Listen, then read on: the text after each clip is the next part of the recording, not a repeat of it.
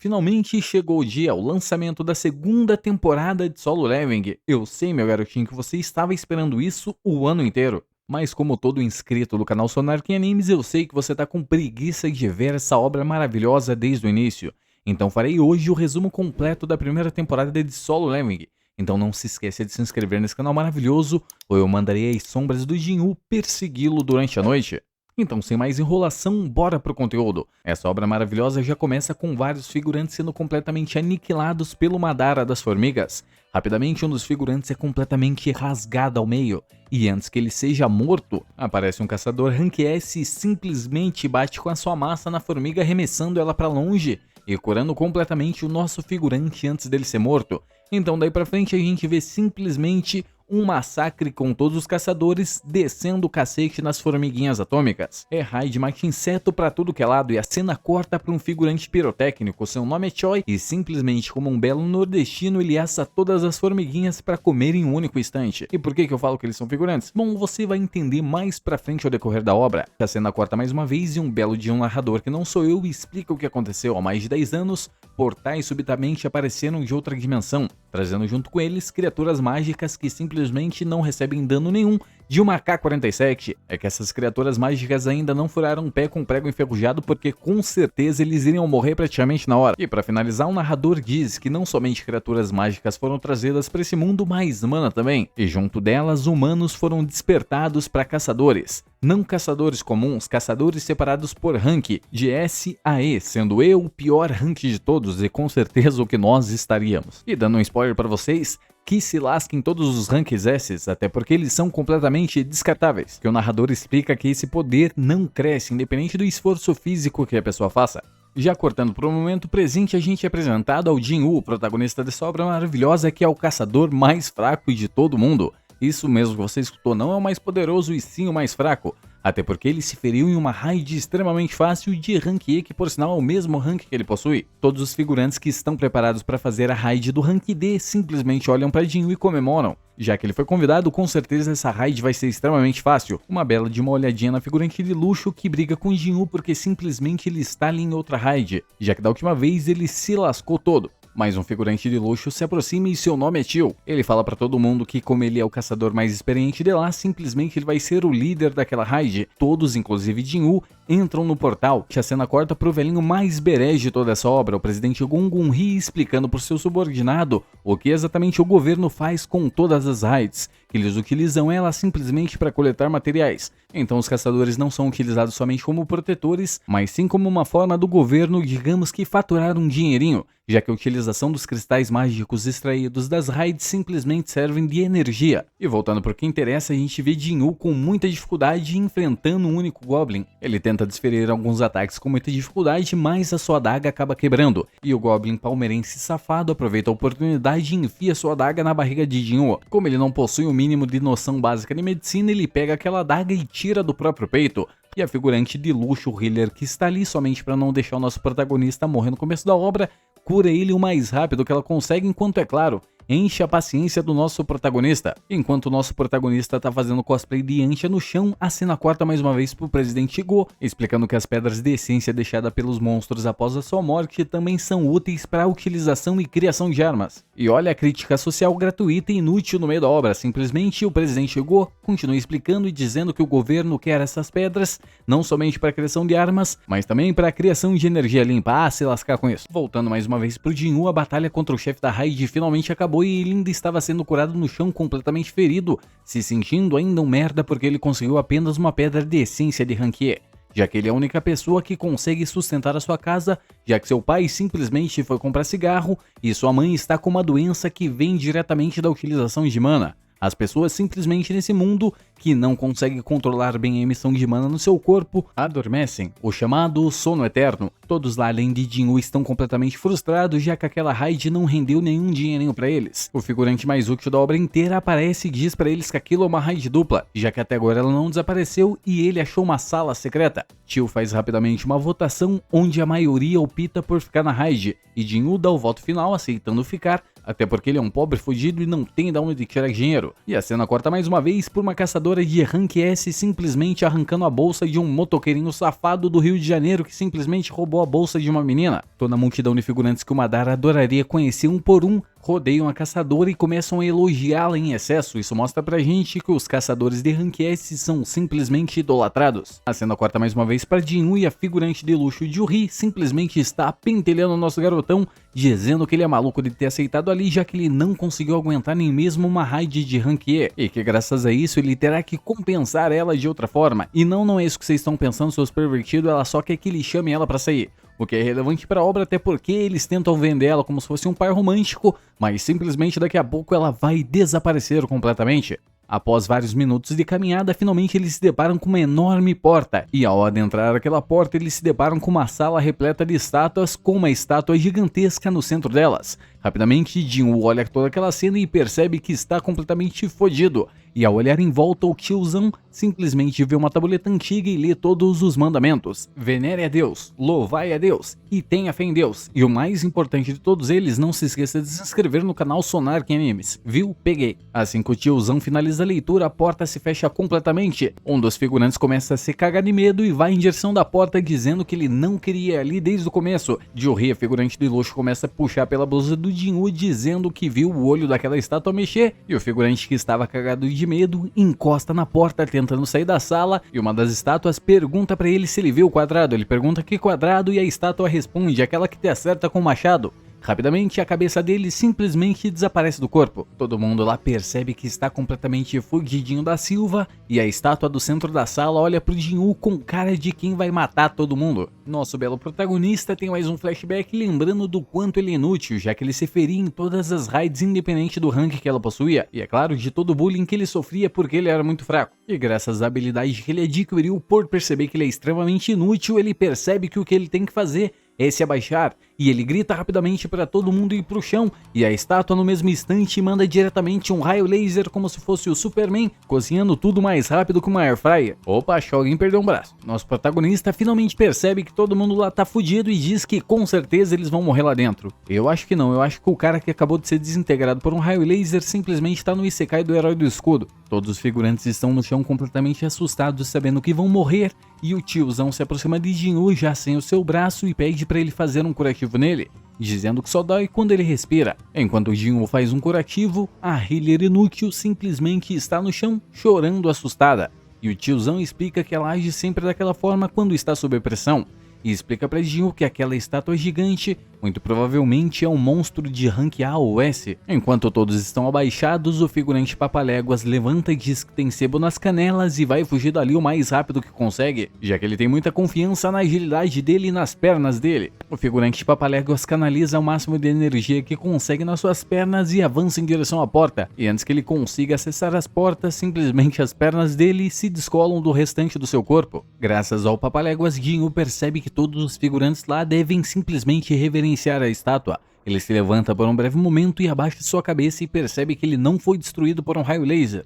Então grita para todos os figurantes fazerem igual, e a estátua pergunta se tem algum dentista ali e dá um sorriso completamente psicopata para todo mundo. O gordinho pai de família se levanta dizendo que está tudo bem e que simplesmente eles podem se mexer, já que não acontece nada e as pernas dele ainda estão no mesmo lugar. Todos lá ficam muito felizes, achando que não vão ser mortos, e a estátua simplesmente se levanta e começa a sorrir caminhando em direção a eles. Jinwoo pede para todo mundo ficar calmo, dizendo que o segundo mandamento é louvar a Deus, e se todo mundo seguir esse mandamento, todos lá ficarão bem. O figurante Coroinha diz que já estudou teologia e sabe muito bem o que fazer. Então ele se aproxima da estátua, se ajoelha mais uma vez, puxando o saco da estátua. A estátua continua se aproximando do Coroinha e faz com ele exatamente a mesma coisa que você fazia com as caixinhas de todinho. Todos os figurantes começam a correr igual barata tonta e o gordinho pai de família corre em direção a uma das estátuas pensando na sua família. A estátua percebe que o gordinho precisa perder uns quilinhos e simplesmente corta a gordurinha dele por completo. A gente vê mais uma meia dúzia de figurantes sendo completamente esmagados pelas estátuas, até que Jinwoo finalmente percebe que as estátuas com instrumentos musicais não fazem nada, apenas tocam funk maneirão pra todo mundo ouvir. E grita enquanto carrega a figurante de luxo healer que não heala ninguém, pra todo mundo ir até as estátuas com instrumentos musicais. O tiozão sem braço, que eu vou chamar de João sem braço, se aproxima de uma das estátuas com instrumento musical e ela simplesmente começa a tocar, mantendo ele em segurança. O pouco dos figurantes que restaram se aproximam das estátuas musicais. Nosso protagonista Jin-Woo para na frente de uma estátua musical junto com a inútil da Jun-Hee e percebe que ela não funciona com mais de uma pessoa. Ele então olha outra estátua não muito longe dali e corre desesperado em direção a ela. A estátua então desvia o caminho e começa a perseguir nosso menino Jin-Woo com uma trilha sonora de fundo que lembra muito um boss de Bloodborne. Jin-Woo é quase pisoteado várias e várias vezes até que ele finalmente encontra uma estátua, mas não é de um instrumento musical. É uma estátua com um escudo gigante que utiliza para bater no nosso menino Jin-Woo, mas por pouco ele escapa. No caso, só um pedaço dele fica para trás, só a perna. Jin-Woo começa a se arrastar pelo chão, deixando um rastro de sangue para trás e finalmente a estátua do deus de Cartenon lembra que Jin-Woo é o protagonista da obra. Ela começa a andar mais devagar, dando tempo para ele chegar finalmente à estátua musical. A estátua gigante então se senta mais uma vez no seu trono e finalmente aquele sufoco acaba, ao menos por enquanto. Enquanto os figurantes discutem, a estátua gigante ergue sua mão e um altar de sacrifício se levanta no meio daquela sala gigantesca. O figurante carrega uma espada na mão, percebe que aquilo é um altar de sacrifício e diz que já que o tiozinho perdeu o braço, ele pode muito bem perder a vida também. O João sem braço aceita aquela sugestão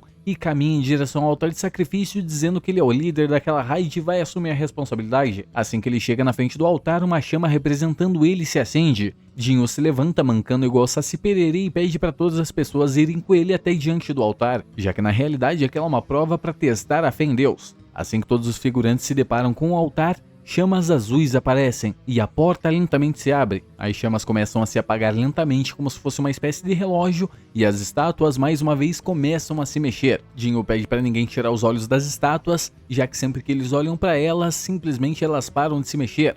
Uma das figurantes começa a ficar cagada de medo e simplesmente larga o nosso protagonista Kotoko e sai correndo em direção da porta. Um por um dos figurantes restantes percebem que não aconteceu nada com a mulher que saiu correndo pela porta e simplesmente larga Jin-Woo como se ele não fosse nada e sai correndo para salvar a própria vida. O tiozão da espada, que queria simplesmente matar nosso menino João sem braço, diz que tem família e prefere salvar a vida dele do que salvar a vida de outras pessoas.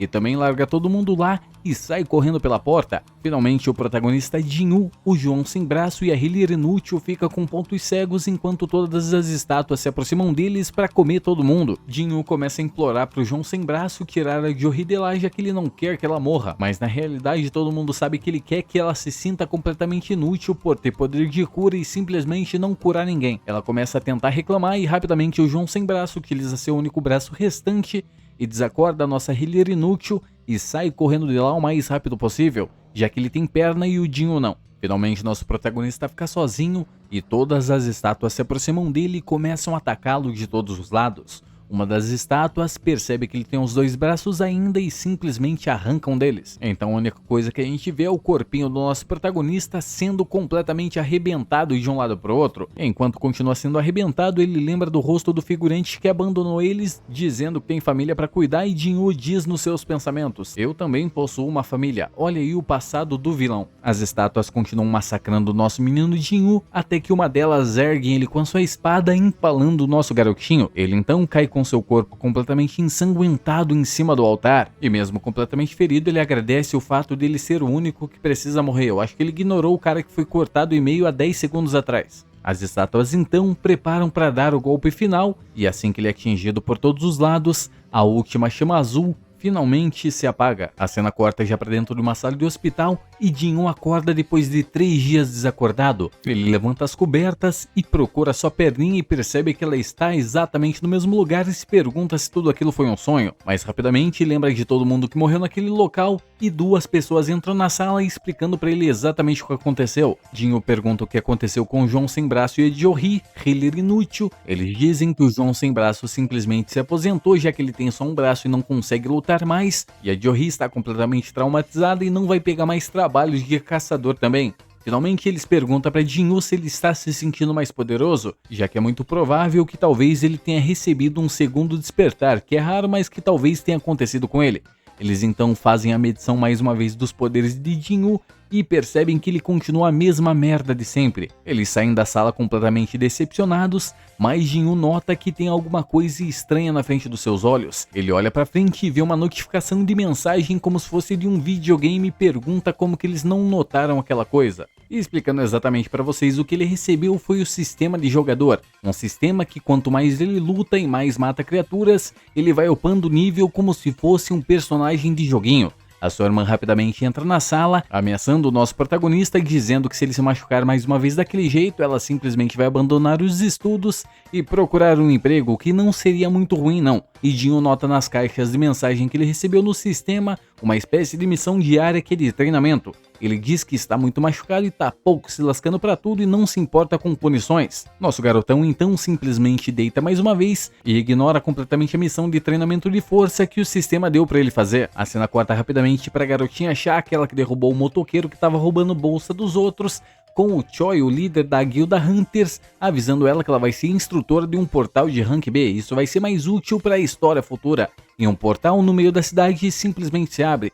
Já de noite, o nosso vagabundo Jin-Woo acorda com o barulho do sistema avisando para ele que ele vai ser punido porque ele simplesmente não concluiu a missão de treinamento diário. Ele é teletransportado para dentro de um deserto repleto de centopeias gigantes que querem consumir cada criatura sedentarista que existe no mundo. E para continuar vivo, nosso protagonista da Maratona de São Silvestre terá que simplesmente correr por mais de 4 horas em um deserto de mais de 60 graus. Após muitas horas de sebo nas canelas, Jin-Woo, antes de virar lanchinho de lacraia, finalmente é teletransportado de volta para dentro do hospital, tendo concluído, é claro, a sua missão de punição a primeira vez e recebendo algumas recompensas. Já outro dia, o nosso protagonista vagabundo, com medo da punição, começa a concluir a sua missão de treinamento diário e recebe várias recompensas, no caso 3 delas, sendo uma caixa de luxo aleatório, uma chave de masmorra e alguns pontos de habilidade que nosso garotão coloca tudo em força porque ele quer ficar blindão. Mas alguns portais continuam se abrindo pela Coreia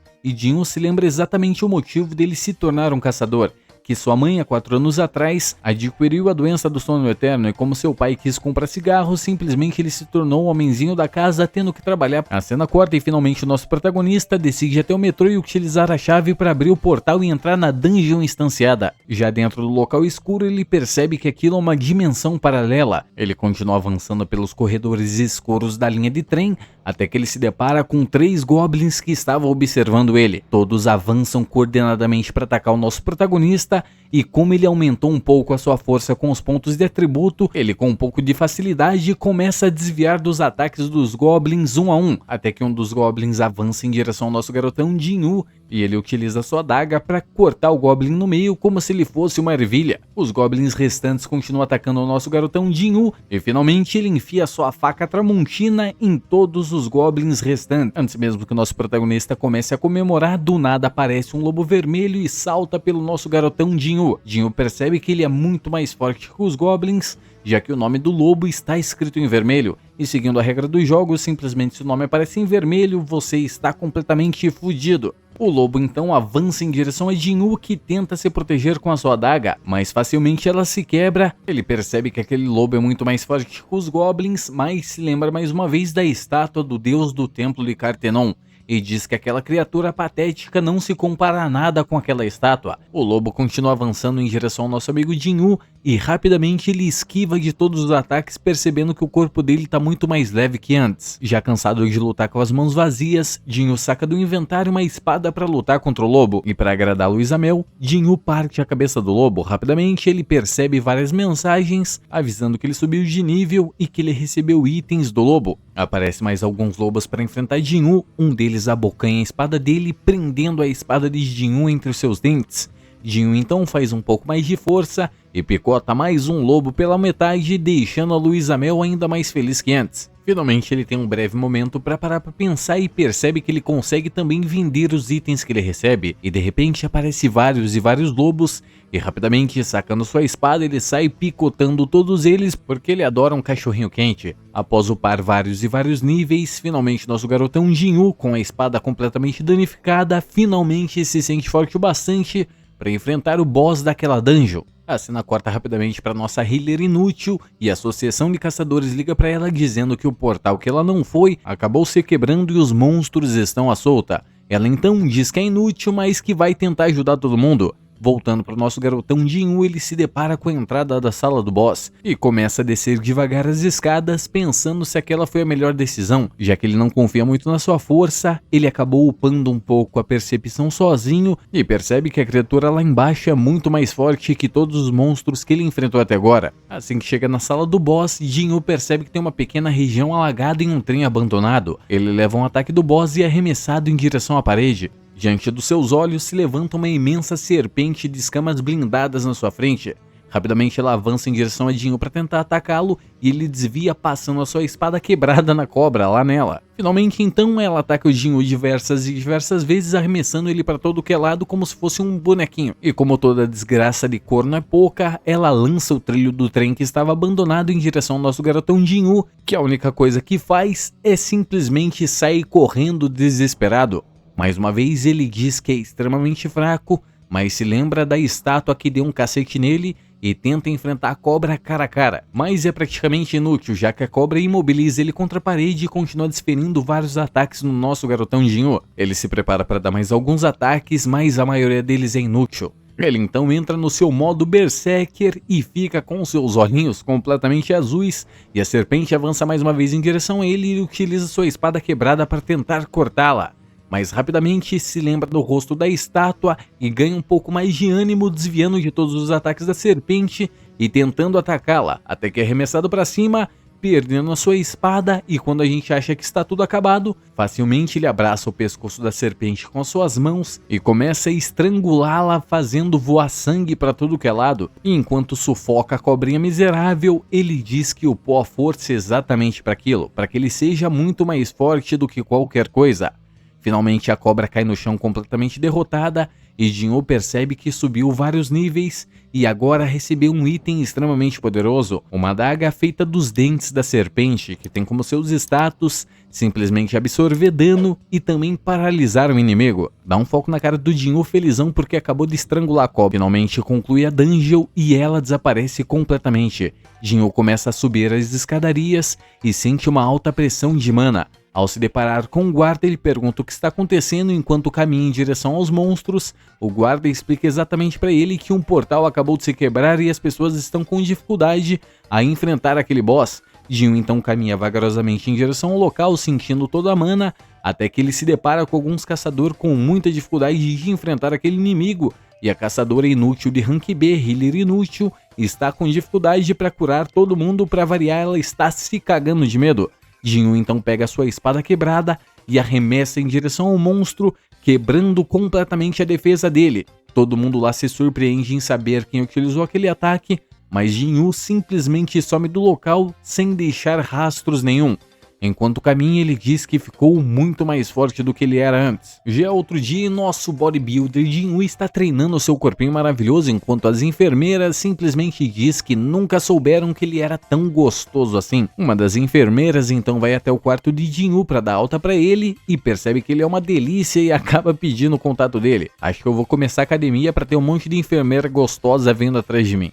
Jin-Woo já está na sua casa e sua irmãzinha percebe o quanto ele está maravilhoso. Cuidado pro rumo que vai essa obra, pelo amor de Deus. Ela sai para a escola e ele obriga ela a utilizar um guarda-chuva que ela reclama que está muito pesado. A garotinha é uma completa inútil. E antes que ele consiga relaxar, já que está sozinho em casa, ele recebe uma ligação do seu barriga cobrando o aluguel dele. Ele desliga o telefone e decide procurar alguns portais para fazer um dinheirinho. Pensa por um breve momento em fazer o teste mais uma vez para subir de rank, mas repensa essa decisão, já que ele nunca ouviu falar de alguém que tem esse sistema assim como ele. Que as pessoas começaram a perguntar coisas, já que caçadores começam com um nível de habilidade e jamais mudam esse mesmo nível, a não ser em casos que eles tenham redespertar. Rapidamente, Jin-Woo recebe a notificação em seu celular que um novo portal Rank C abriu e caçadores estão procurando pessoas apenas para fechar o quadro da expedição, já que a associação pede que toda a expedição até um portal tenha um limite mínimo de pessoas. Chegando lá, ele se depara com vários caçadores de Rank C e Rank B.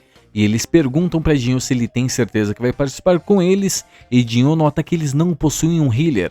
Já que aquilo é muito estranho, ele fica com uma pulguinha atrás da orelha. Nosso garotão não tem tempo de coletar as suas recompensas, e um garoto se aproxima dizendo que seu nome é Jin, e como tem mais de um Jin na obra até o momento, eu vou chamar ele de Enzo. O Enzo está com uma armadura completamente brilhante e diz ser um caçador de Rank D. Todos então vão em direção ao portal de Rank C com o nosso garotão Jinwoo, o protagonista dessa obra maravilhosa, percebendo que tudo aquilo tá muito estranho. Já na frente do portal, Enzo reclama que o portal está muito grande, e Jinwoo explica para eles que não importa o tamanho do portal e sim o tanto de energia que ele emite. Já que a associação classificou aquele como um portal de Rank C, muito provavelmente é um portal de Rank C e não podem fazer nada contra aquilo. Já dentro do portal, após vários minutos de caminhada, Jinwoo e os demais percebem que não tem monstro nenhum. Jinwoo então para utilizar a sua percepção e sente várias criaturas vindo do teto e grita para todos lá que são monstros do tipo inseto, então várias formigas começam a atacar todos os figurantes e nosso garotão Jinwoo. Todos os figurantes utilizam seu raio de mata-inseto e aniquilam completamente todas as formiguinhas que estão naquele lugar. Jinwoo chama o Enzinho para perto dele e pergunta se aqueles equipamentos foram muito caros. E enquanto olha os figurantes, pede pro Enzo tomar cuidado que toda aquela situação é muito estranha. A cena corta brevemente pro líder da guilda Baekero e ele está socando um mini bloquinho do tamanho de um edifício, destruindo ele completamente como se fosse nada. Mas ignorem aquilo porque é só para encher o saco, porque esses personagens mal aparecem nessa obra inteira. Voltando até o nosso protagonista, finalmente eles se deparam com a sala do boss. Uma sala repleta de cristais, com um boss aranha gigantesco dormente no teto. Todos ficam animados lá, e o Enzo se aproxima do figurante, dizendo que ele terá que dividir tudo igualmente, já que no contrato que ele deu para o nosso garotão Jinwoo, diz que ele não terá parceria em relação aos lucros que darão de drops de monstros, mas drop da raid não tem nada especificado no contrato. Olha só, aula de direito para vocês. Os figurantes, como são caloteiros, dão uma enrolada em Jinwoo e nosso Enzinho e diz que vão buscar os equipamentos para quebrar os cristais lá fora, para eles ficarem de olho no boss e tomarem um pouquinho de cuidado. Ao sair de dentro da caverna, ele pede pro seu mago destruir a entrada, deixando Jinwoo e o nosso menino Enzinho preso lá dentro com uma aranha gigantesca. Com o barulho da explosão, ela finalmente acorda e avança lentamente em direção aos nossos garotos. Jinwoo se lembra das palavras do João sem braço, avisando ele que tem pessoas nesse mundo que fazem qualquer coisa por dinheiro. Não é muito diferente do nosso mundo, por sinal. Finalmente, Jinwoo se depara com uma aranha gigantesca na frente dele e abre aquele sorriso maravilhoso, querendo ter um lanchinho que não seja mosca. Jinwoo percebe que aquela criatura é muito forte, mas mais uma vez se lembra da estátua que deu um cacete nele e diz que aquela criatura não é forte o bastante. Ele empunha sua adaga e se posiciona bem na frente da aranha. Sabendo que a mandíbula dela é capaz de cortar diamante, ele diz que ele não trouxe nenhum diamante. Ele se prepara e avança em direção à aranha, atacando ela constantemente, mas sem surtir muito efeito, já que a couraça da aranha é muito dura, fazendo o efeito de paralisia da adaga dele não funcionar nenhuma única vez enquanto ele ataca a aranha. A cena corta pro presidente Gogun-Hee andando de carrinho e o subordinado dele pede para ter uma sessão de treinamento. Mais uma vez voltando para Jinwoo, a aranha está atacando ele diversas vezes. Ele desvia de todos os ataques das patas da aranha, enquanto Enzo apenas observa tudo o que está acontecendo. Jinwoo utiliza sua velocidade diversas vezes para escapar ileso dos ataques, mas percebe que quanto mais esquiva, mais o seu status de fadiga aumenta e ele vai perdendo velocidade. Ele continua observando a aranha, tenta identificar um ponto fraco e finalmente observa os olhos dela. Ao tentar avançar em direção à aranha, ela cospe uma espécie de ácido, fazendo o nosso garotão Jinwoo esquivar para longe. Ele então decide utilizar uma habilidade que ele ganhou subindo para o nível 18, que se chama Arrancada. Canaliza toda a sua energia nas suas pernas e avança em alta velocidade em direção à aranha, passando por baixo dela, saltando até o teto e depois se lançando em direção à aranha tentando atacá-la. Mas mais uma vez, a sua adaga é completamente inútil e não consegue furar a couraça da aranha. Jinwoo continua desviando e atacando por diversas vezes, mas finalmente seu status de fadiga chega ao ápice. Ao perder velocidade, Jinwoo é finalmente atingido por um ataque da aranha e arremessado para longe. Ele fica no chão completamente imóvel, a aranha se prepara para dar o seu ataque final, e antes de Jinwoo ser atacado, ele utiliza as recompensas que ele não utilizou da última vez. Utilizando a recuperação completa, ele esquiva da aranha antes de ser atingido, salta para cima em direção a ela e fura por diversas vezes os olhos da aranha, finalmente destruindo aquele monstro completamente. O Enzo começa a olhar aquilo completamente surpreso e Jinwoo retira o cristal de poder que tem dentro da criatura. Rapidamente, os figurantes que achavam que Jinwoo está morto saem pelo buraco do teto e decide então descer o cacete no nosso protagonista, achando que na realidade quem derrotou aquela aranha gigante foi o Enzo graças ao equipamento que ele possui. Indo até o treinamento do Gogun-Ri, o presidente da associação, ele tá descendo o cacete no subordinado dele. Voltando até o nosso garotão Jin-Woo, os figurantes pedem pro nosso menino Enzo finalizar Jin-Woo, dizendo que se ele fizesse isso ele sairia vivo daquele lugar. Ele se recusa a fazer aquilo, até porque ele viu muito bem quanto o nosso protagonista é forte e tenta enfrentar os figurantes junto com Jin-Woo. Rapidamente, um dos magos figurantes lança uma magia em direção a Jin-Woo, arremessando ele para longe. Ele então recebe uma notificação do sistema pedindo para ele derrotar completamente aqueles inimigos, já que se ele não fizer isso, não matar cada um deles, o coração dele parará instantaneamente. Jin-Woo, enquanto está no chão, considera tudo o que aconteceu até o momento e finalmente então decide se levantar e enfrentar aquelas pessoas, mesmo eles sendo apenas humanos. Ele se aproxima vagarosamente em direção a um dos caçadores, que prontamente se aproxima de Jin-Woo, tentando derrotá-lo e colocá-lo para baixo, já que ele é apenas um caçador de rank E. Jin-Woo, sem ele ver, saca sua adaga e decide descolar a cabeça dele da cabeça, se é que vocês me entendem. Todos lá começam a ficar extremamente preocupados pelo que aconteceu e Jin-Woo começa a avançar em direção a cada um deles, enfiando a sua adaga em tudo que é buraco que ele vê pela frente, derrotando praticamente todos de uma única vez. Dansuki vê tudo o que está acontecendo e diz que Jin-Woo é um ranker falso e começa a manifestar todo o seu poder de aprimoramento. Ele diz que seu corpo é completamente feito igual aço e que aquelas adagas jamais perfurará o corpo dele. E essa é a cena mais Psycho Killer de toda essa série maravilhosa. Dansuki avança em direção a Jin-Woo e Jin-Woo, enquanto pega ele pelo rosto e afunda a cara dele no chão, diz que ele até parece forte, mas Jin-Woo é muito mais forte. E também o protagonista dessa obra, porque se não fosse, ele levaria um cacete com certeza. Enquanto ele implora pela vida, Jin-Woo utiliza sua adaga e simplesmente corta a cabeça dele fora, como se não fosse absolutamente nada. Já fora da dungeon, eles dão umas explicações para sua seção de caçadores,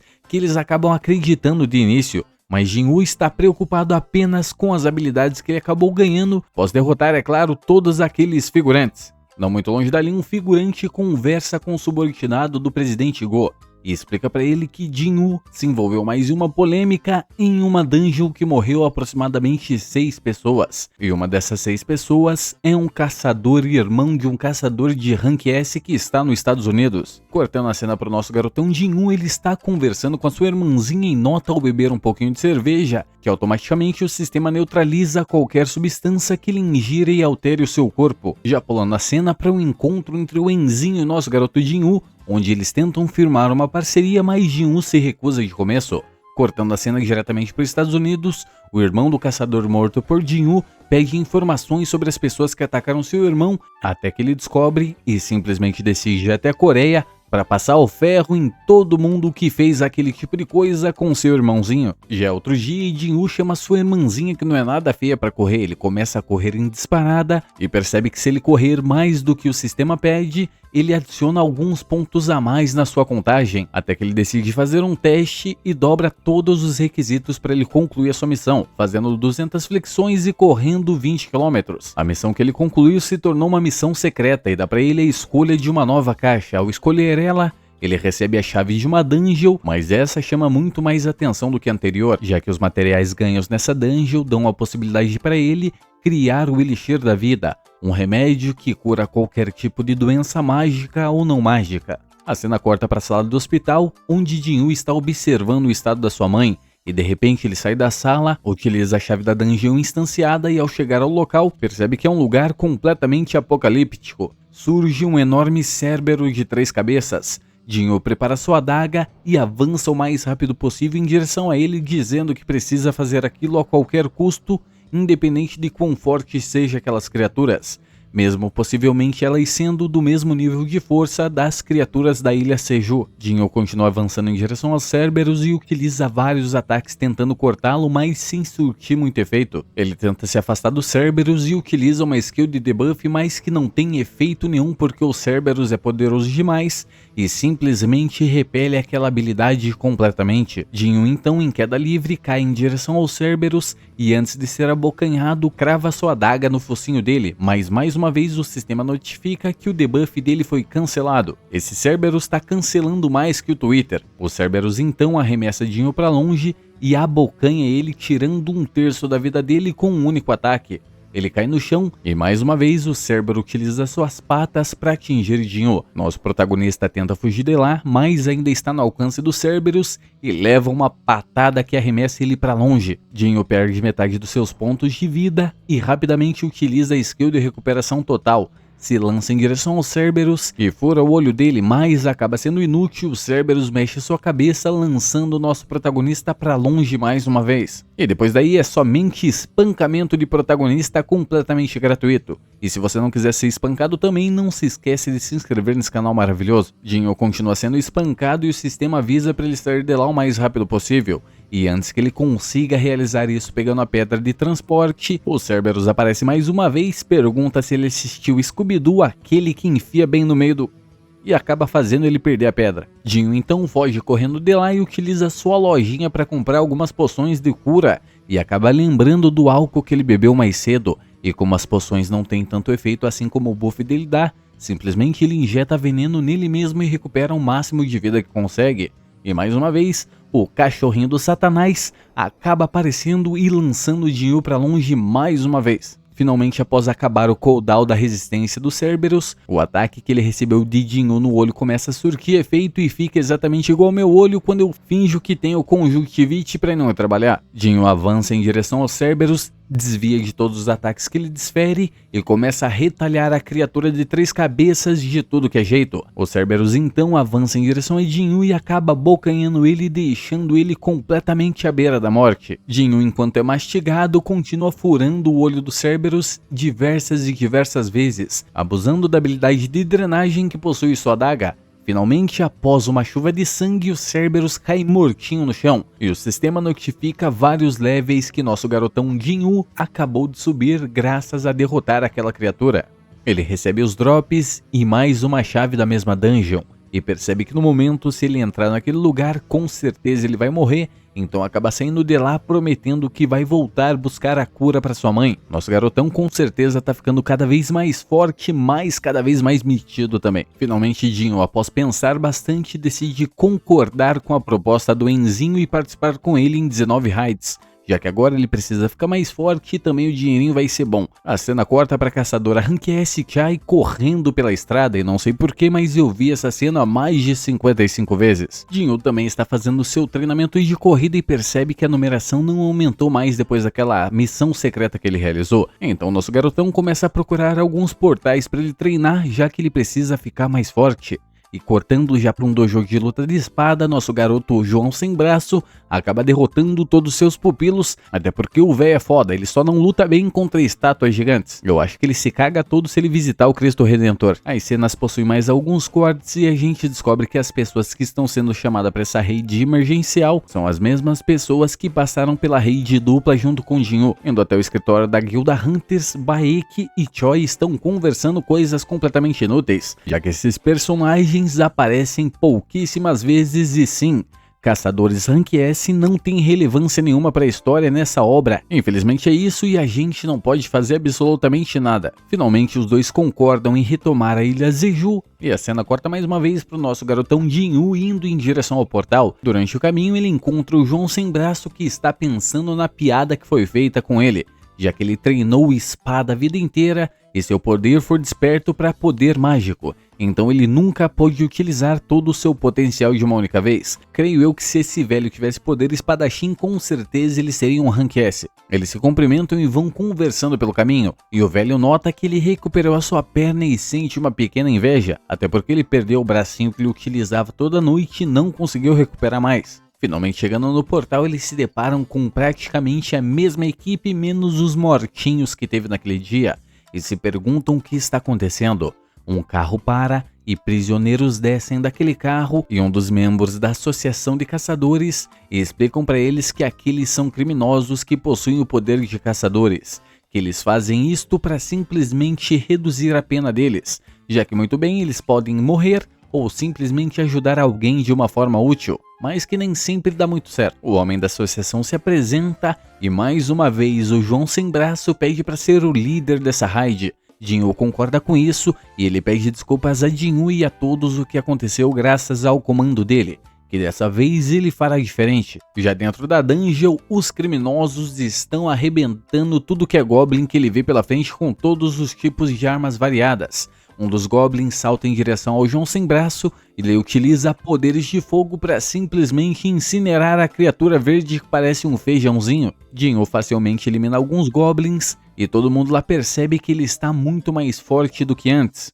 Finalmente, após toda essa batalha, Jinwoo se depara junto com os demais a uma bifurcação, no caso, 3 caminhos. Jinwoo utiliza seu poder de percepção para identificar aonde está o boss. Ele parte em direção do boss, juntamente do João Sem Braço, enquanto os demais seguem outros caminhos, dando um foco rapidamente nos homens que vão pelo caminho do meio. Sim, aquele mesmo cara que usa a espada, que deixou Jinwoo na mão, dizendo que ia cuidar da família, finalmente diz pro outro aliado dele que precisa pedir desculpas. Olha só que bonitinho. Já indo pro membro da associação junto com os bandidinhos desgraçados, eles vê que eles estão brutalizando os goblins como se não fosse absolutamente nada e pergunta, e se essas porcariazinhas fossem humanos? Todos os bandidinhos desgraçados de lá, como são bandidinhos desgraçados, dizem que não tem menor diferença, que eles fariam exatamente a mesma coisa se fosse preciso, ou se simplesmente eles quisessem. Um membro da associação tem um rápido flashback, mas não se preocupe que não é o GG Akutami.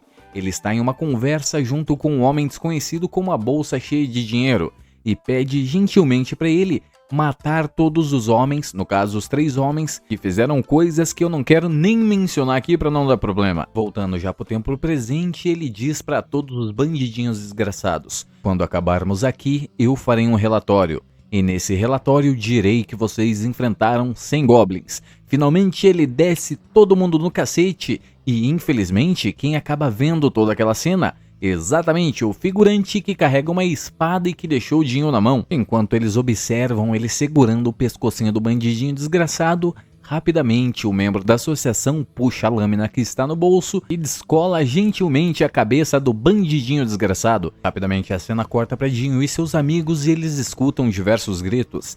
Ao ir correndo junto com o João Sem Braço, que sorte que ele não perdeu a perna, não é mesmo? E a healer inútil, eles se deparam com uma cena extremamente ruim. Todos os bandidinhos desgraçados completamente feridos, no caso mortos, juntamente com os 2 figurantes que abandonaram Jinwoo. Jinwoo se aproxima de Ken, o figurante da espada, e vê ele completamente ferido e grita para a healer inútil curar ele. Ela tenta curar Ken, mas, bom, como ela é uma healer inútil, ela não consegue mais uma vez. E Ken finalmente, após muito tempo, pede desculpas de uma forma sincera para Jinwoo, dizendo: olha o momento imersão aí. Eu planejava pedir perdão para você de joelhos e de cabeça baixa, mas eu não consigo.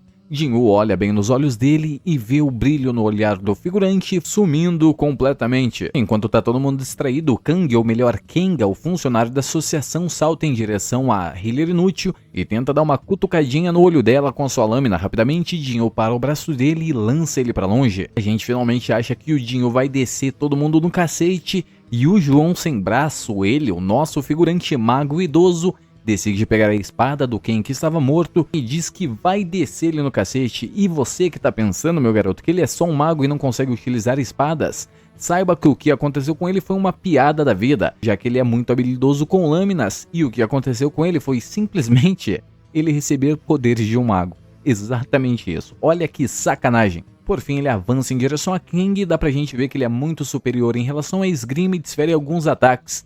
Mas Kenga é muito mais rápido e desvia de todos os ataques com certa facilidade. Ambos continuam desferindo vários ataques nele, enquanto a healer inútil finalmente heala alguém nessa obra que não seja Jinwoo. Rapidamente então, Kenga se afasta e desfere vários cortes no nosso menino João Sem Braço, que não consegue se defender direito. A nossa healer extremamente útil tenta healar ele mais uma vez e, bom, não consegue, para variar. Kenga se aproxima lentamente do nosso João Sem Braço e rapidamente ele utiliza uma armadilha de fogo e tenta incinerar o nosso membro da associação. Mas é completamente inútil, ele desvia e se aproxima mais uma vez do senhor João Sem Braço. Rapidamente Jinwoo salva ele antes dele receber um ataque fatal e pergunta por que diabo esse cara tá fazendo tudo aquilo. E finalmente ele revela, concluindo aquele flashback onde ele fala pro pai da vítima, no caso o pai da garotinha, que ele tá fazendo aquilo simplesmente porque ele adora matar pessoas. Ele avança em direção a Jin-Woo e desferem vários ataques um no outro. Jin-Woo facilmente esquiva de todos e acompanhando ele na velocidade, deixando Healer inútil e nosso João sem braço completamente surpresa com o que está acontecendo. Jin-Woo recebe uma nova notificação do sistema pedindo para derrotar aquele inimigo. Logo ele se anima, até porque XP é sempre muito bem-vindo,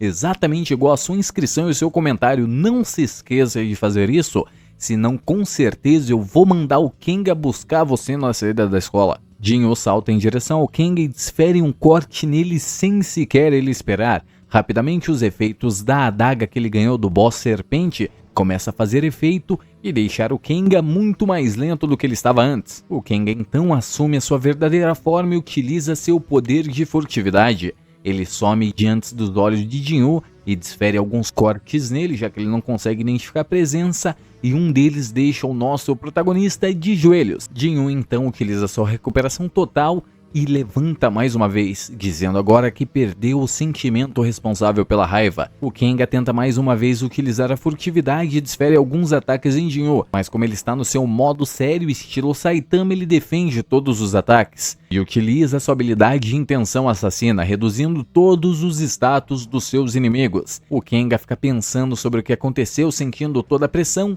e sem ele perceber, gentilmente Jin-Woo enterra sua adaga no coração dele. O Kenga começa a morrer lentamente, mas ele não pode deixar de dar um discursinho. Ele diz pra Jin-Woo que ele está ficando cada vez mais forte, e cada vez que ele se torna mais forte, ele vai em direção ao abismo. E se uma pessoa olha demais para o abismo olha para ele de novo. Olha só que filosófico nosso garotão. A Healer inútil e João sem braço agradecem Jin-Woo por ter salvo eles, e ele, como um baita de um filho da mãe, diz que vai finalizar aquela raid sozinho. Todos lá concordam e bom, acaba exatamente aí essa raid. Já fora da raid, chega mais um membro coletando depoimentos de todos os participantes e pede desculpas por não saber o que o Kang fazia. Era meio impossível você saber, né, meu garotão? Jin-Woo então escapa ileso mais uma vez da sua onda de assassinatos desenfreados. Alguém para esse homem, pelo amor de Deus. E a Jory, após tudo aquilo, tirou o cristal de mana que Jin-Woo deu pra ela, dizendo que se eles saíssem vivo daquela raid, eles almoçariam junto. Olha que garota tirada, pelo amor de Deus. Ela finalmente devolve o cristal pro nosso garotão Jin-Woo e diz que vai se aposentar do trabalho de caçador.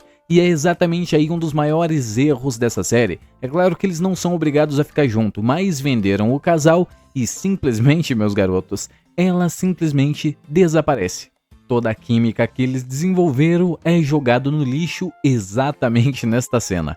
Finalmente é outro dia e Jin-Woo descobre que tem um caçador de Rank S atrás dele, aquele mesmo caçador que é irmão de um caçador que ele matou dentro de uma dungeon de Rank C. Eu sei que vocês se lembram dele. Então finalmente ele decide ir até as raids junto com o Enzinho, deixando, é claro, os outros membros que são obrigados pela lei dos caçadores a ficarem do lado de fora e recebendo mesmo assim. Então a gente tem só uma sequência do Jin-Woo sendo completamente foda, destruindo todos os monstros, goblins, lobos, upando de nível e, é claro, ganhando várias e várias habilidades e utilizando também a sua nova habilidade ganhada do Kenga, furtividade. E em meio à sua análise de habilidades, ele ganha uma nova missão. A missão do job, exatamente essa, trabalhar de noite e ganhar muito dinheiro. Não, me enganei aqui, a missão é simplesmente para trocar a classe dele. Indo até o escritório da Associação dos Caçadores, um membro da associação finalmente descobre que Jin-Woo recebeu um segundo despertar, até porque é muito óbvio, já que o miserável sempre sai vivo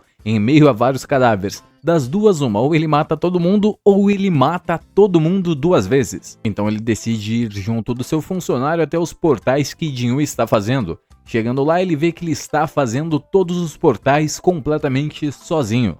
Cortando a cena até o escritório do presidente da Guilda Caçadores, uma guilda chamada Caçadores de Caçadores, maravilhosa. Choi, o Caçador de Fogo, tem mais um sonho. Na invasão da Ilha Seju, a primeira onde a sua melhor amiga foi morta. E bom, com seus pesadelinhos ele acaba acordando, e não sei por que insistem tanto em mostrar esses personagens, já que eles não têm relevância nenhuma pra série. Infelizmente é isso que é Solo Leveling, mas é maravilhoso do mesmo jeito. Indo já a um café, Jin-Woo está em reunião com aquele membro da associação que acabou abordando ele e revela que sabe sobre o segundo despertar. Jin-Woo gentilmente utiliza a furtividade, faz um carinho no rosto do personagem e diz pra ele não contar pra ninguém. Ele acaba dizendo que não vai contar até porque ele tem amor à sua vida, e Jinwoo decide dar um presentinho pra ele, dizendo exatamente isso pra ele. Fecha os olhos e abre a boca. Ele introduz um líquido vermelho na boca do membro da associação, que bom que não é um líquido branco, e sai de lá. Já é outro dia e nosso garotão Jinwoo está indo rumo às do job. Finalmente Jinwoo chega no lugar do job e não tem nenhuma mulher lá com pouca roupa dançando não. Ele se depara com o sistema perguntando se ele vai aceitar a missão agora ou depois, e acaba se lembrando que ele não concluiu a missão diária, podendo causar para ele futuramente uma penalidade. Ele finalmente decide aceitar a missão e adentra o local. Chegando lá, o sistema notifica ele mais uma vez que ele não pode utilizar poções dentro daquele lugar e nem a sua habilidade de recuperação total. Ele se depara com seu primeiro inimigo, uma armadura ambulante. Nosso protagonista, se sentindo completamente fodão, avança em direção à armadura tentando desferir um ataque rápido, mas é completamente inútil, já que, bom, ela está de armadura, adivinha só.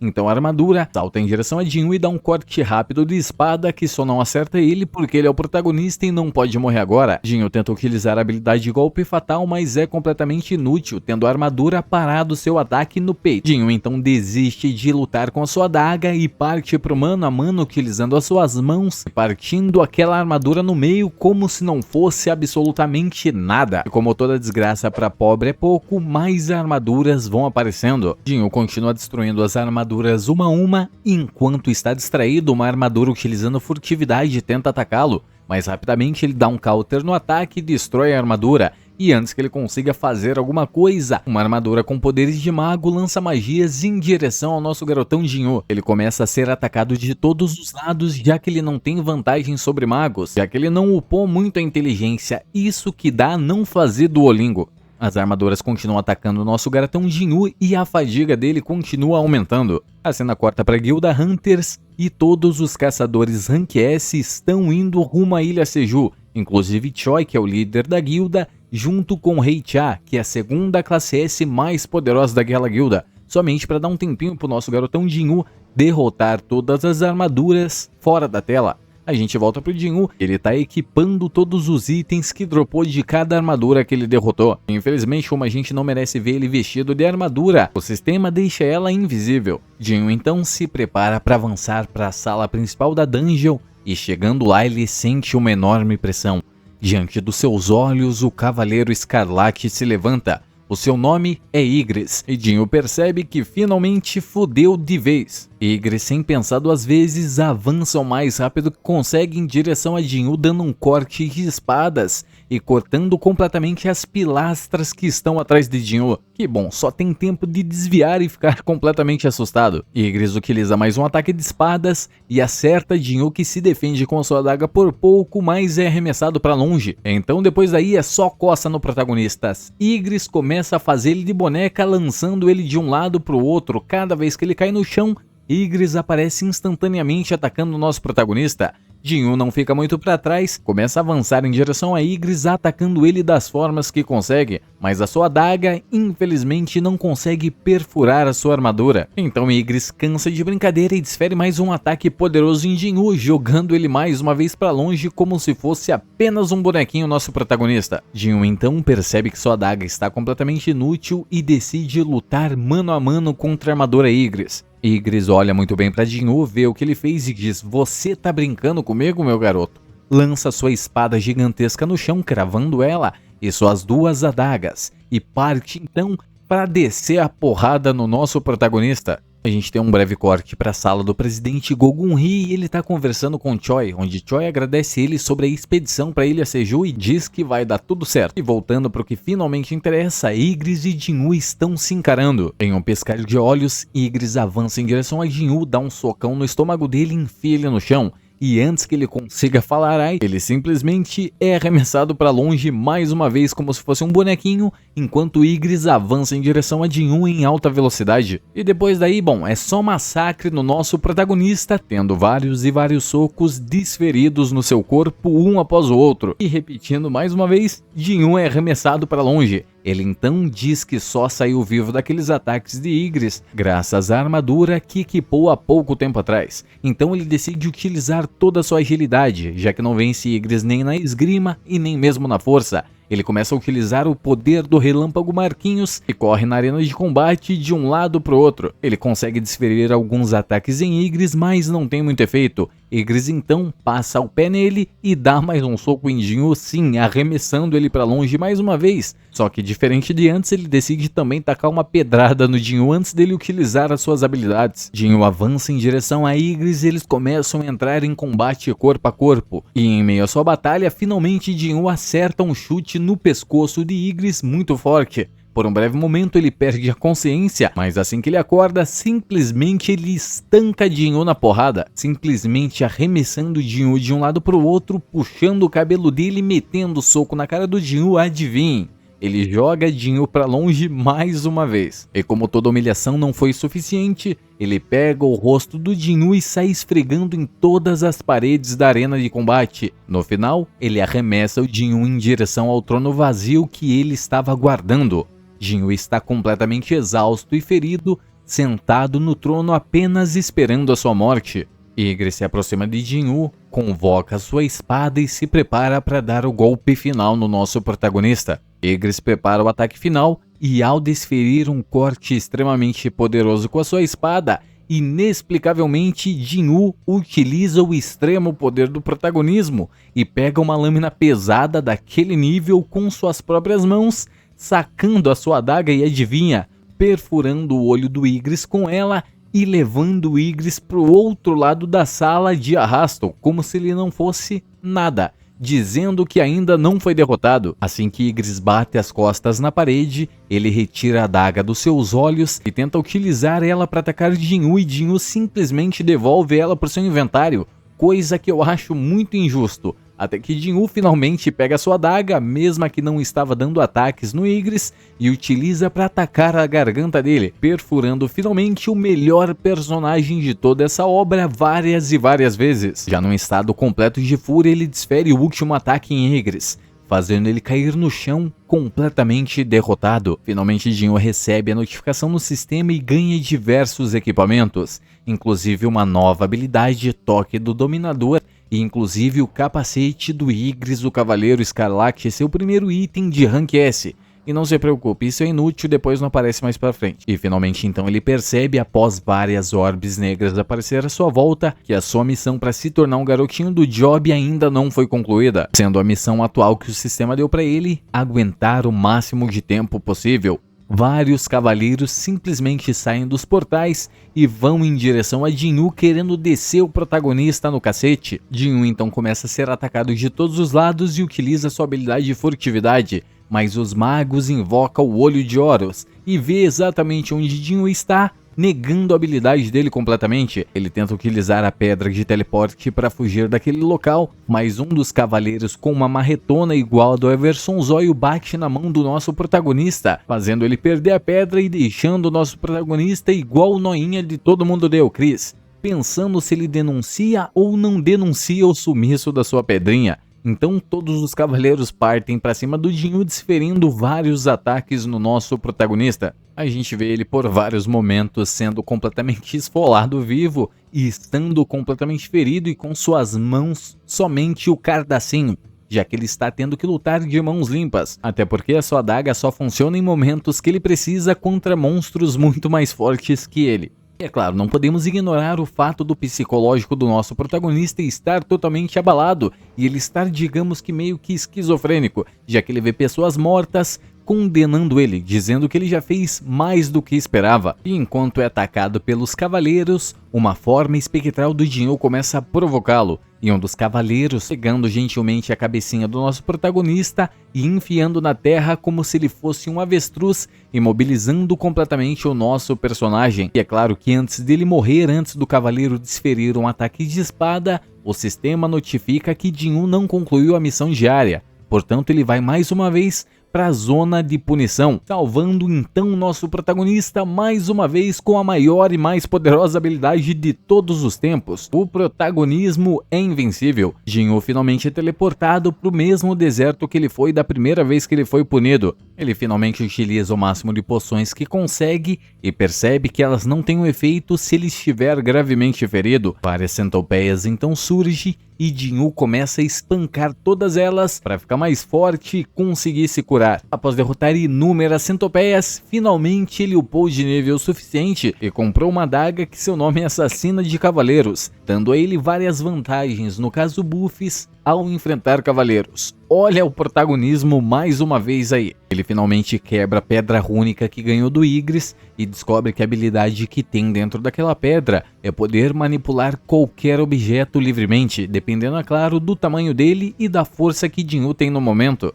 Finalmente, após se preparar, o tempo da sua punição acaba e ele volta mais uma vez e se depara com inúmeros cavaleiros. A cena corta brevemente para o presidente Choi da Guilda de Caçadores e ele está conversando com Rei Sha e ela comenta mais uma vez que será diferente. E bom, voltando para o que importa, Jinwoo está utilizando a sua nova adaga que é muito roubada e cortando tudo que é cavaleiro ao meio como se fosse manteiga. Ele descobre finalmente que as armaduras mago que estão invocando os cavaleiros e sai destruindo um a um, dizendo em voz alta que apenas falta mais meu. Olha só o otimismo do nosso garotão, é exatamente isso que eu quero de todos vocês. Jinwoo continua destruindo todos os cavaleiros e magos que ele vê pela frente, utilizando a nova habilidade que ele ganhou de Igris, mas os magos restantes invocam um golem extremamente grande com uma magia muito poderosa, que avança em direção a Jinwoo, dando diversos ataques nele, mas como o nosso protagonista é o protagonista, ele esquiva de todos os ataques, avança em direção aos magos